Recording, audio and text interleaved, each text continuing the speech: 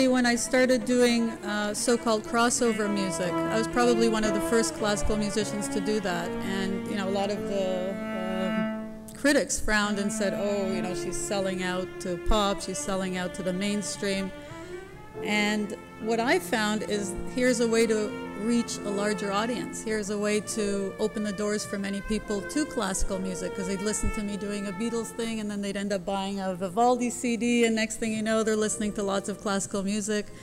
And about 10 years after I did that, I found a lot, or almost all of the classical musicians found that this is a route to reach a larger audience. And it's fun to play all good music. I mean, there are no limitations. Music is music.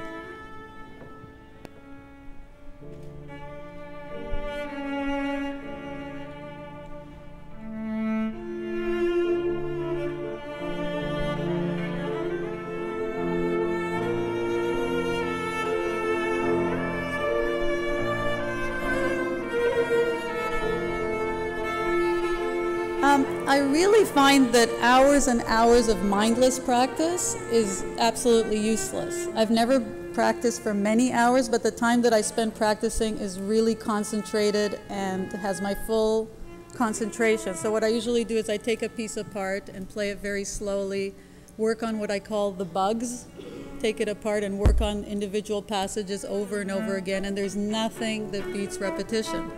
So, you know, doing things slowly many times and then eventually playing it by heart, because that way you can kind of become at one with the music and not just look at the little dots on the page.